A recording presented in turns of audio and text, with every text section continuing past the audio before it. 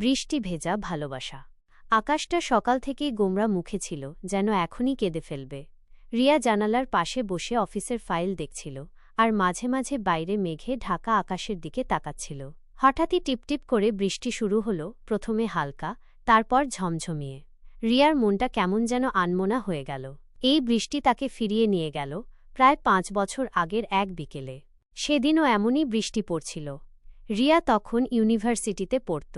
Class শেষে ছাতা আনতে ভুলে যাওয়ায় ক্যাম্পাসের গেটের কাছে দাঁড়িয়েছিল। একে তো বৃষ্টি, তার ওপর ঠান্ডা হাওয়া। হঠাৎই একটা নীল ছাতা তার মাথার ওপর এসে পড়ল। চমকে তাকিয়ে দেখে পাশেই হাসিমুখে দাঁড়িয়ে আছে আকাশ। আকাশ তার ডিপার্টমেন্টেরই ছেলে, তবে খুব বেশি কথা হয়নি কোনোদিন। ছাতা আনেননি বুঝি? আকাশের প্রশ্নে রিয়া সামান্য অপ্রস্তুত হল। না, মানে ভুলে গেছি। চলুন, আমি পৌঁছে দিচ্ছি। আমাদের তো একই দিকে যেতে হবে। সেদিন আকাশের সাথে রিয়ার প্রথম কথোপকথন হয়েছিল। ছাতার নিচে দুজন পাশাপাশি হেঁটেছিল, আর বৃষ্টির শব্দে তাদের কথাগুলো যেন আরও নিচু আর ঘনিষ্ঠ হয়ে উঠেছিল। আকাশ সেদিন রিয়াকে তার পছন্দের বই, গান আর বৃষ্টির প্রতি তার ভালোবাসার কথা বলেছিল। রিয়া মুগ্ধ হয়ে শুনেছিল। সে শুরু। এরপর থেকে আকাশের হাত ধরেই রিয়ার জীবনে বৃষ্টি যেন অন্য অর্থ নিয়ে এসেছিল। প্রতিটি বৃষ্টির দিন তাদের জন্য হয়ে উঠত ভালোবাসার দিন।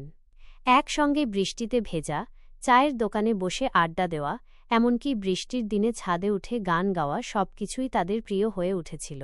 আকাশের দুষ্টুমি ভরা হাসি আর রিয়ার লাজুক চাহনি দিয়ে তাদের সম্পর্কটা গাঢ় হয়েছিল দিনে দিনে।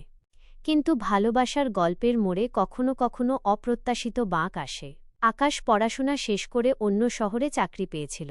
প্রথমে ঠিক ছিল রিয়াও পড়াশোনা শেষ করে সেখানেই যাবে, কিন্তু ভাগ্যের পরিহাসে রিয়ার পরিবার চাইছিল না সে এত দূরে যাক। অনেক চেষ্টা করেও রিয়া আকাশকে বোঝাতে পারেনি।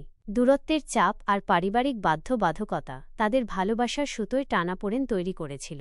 একসময় দুজনেই অনুভব করল হয়তো এই দূরত্ব তাদের সম্পর্কে ভাঙন ধরিয়ে দেবে।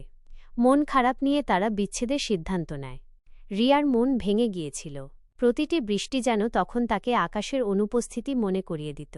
সে চেষ্টা করেছিল স্বাভাবিক হতে, নিজেকে কাজে ডুবিয়ে রাখতে।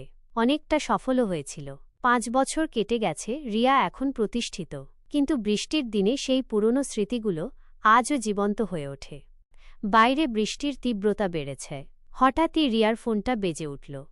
আনমনেই ফোনটা তুলে দেখল অচেনা একটা নম্বর। রিসিভ করতেই ওপাশ থেকে একটা চেনা গলা ভেসে এল, রিয়া, কেমন আছো? রিয়ার হাত থেকে ফাইলটা পড়ে গেল। এ তো আকাশের গলা, 5 বছর পর। আকাশ, তুমি? রিয়া